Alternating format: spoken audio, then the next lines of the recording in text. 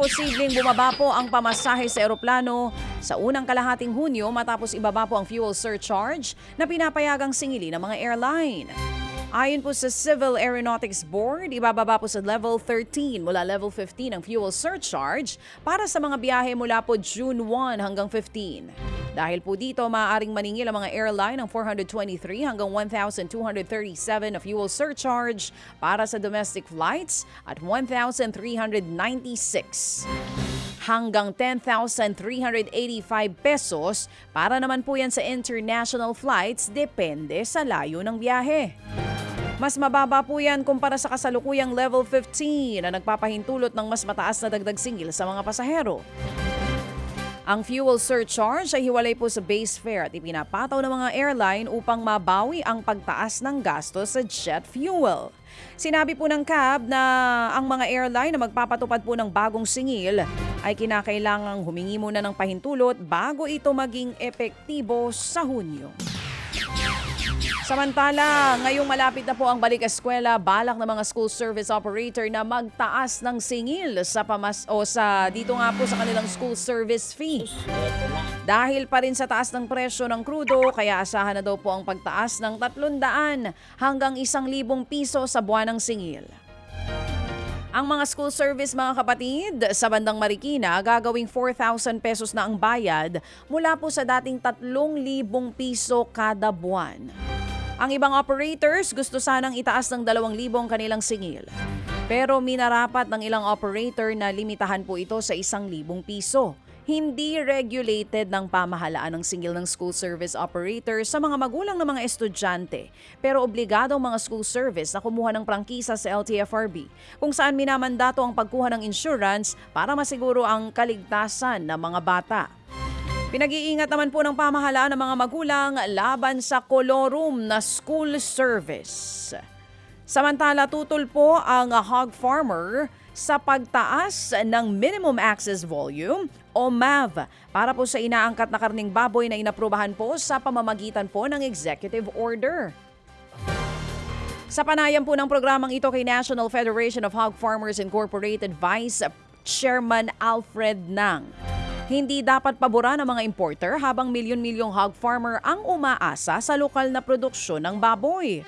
Sinabi po niya na tinatayang 73% ng hog farmers sa bansa ay mga backyard farmer. Tiniyak naman daw ni Francisco Chulorel Jr., ang ating pong Agriculture Secretary. Nakakausapin ito ang Pangulong Bongbong Marcos Jr. at ang economic team upang wag munang maipatupad ang pagtaas ng MAV para po sa karning baboy. Umaasa po ang hog farmers na mabigyan po ng prioridad ang lokal na produksyon at kabuhayan ng mga mag-aalaga ng baboy sa bansa. Huwag nila paboran itong 500 importers versus itong mga dahil kabuhayan ito ng 73% ng milyon-milyon na mga farmers. Meron din na ongoing na na free trade agreement na ginagawa between European Union, no? Ang gusto rin nila ibaba din yung taripa ng pork. Talagang favorite punching bag itong pork industry. Yan nga po mga kapatid ang tinig ni National Federation of Hog Farmers Incorporated Vice Chairman Alfred Nang. Samantala humina po ng bahagya ang piso laban sa US dollar matapos muling tumaas ang presyo ng langis dahil pa rin sa tumitinding tensyon sa pagitan po yan ng Amerika at ng Iran. Nagsara po ang palitan sa 61.59 kontra sa $1. Mas mahina kumpara sa 61.56 pesos noong nakaraang araw ng trading. Ayon po sa mga ekonomista at analysts, naging maingat ang mamumuhunan dahil sa magkakasalungat na ulat tungkol po sa US-Iran peace talks at posibleng pagtaas ng interest rate sa Amerika. Dagdag pa sa pangamba ang pagtaas ng mahigit 2% sa presyo ng langis matapos pong ianunsyo ng Iran na target nito ang isang US airbase bilang ganti sa pag-atake ng Bandar Abbas. Kapag tumataas ang presyo ng langis, karaniwang apektado po ang mga bansang umaasa sa pag-aangkat ng langis, katulad po yan ng Pilipinas. Inaasahan naman po ng traders na maglalaro po ang halaga ng piso sa pagitan ng 61.45 at 61.75 kontra dolyar sa susunod na trading session.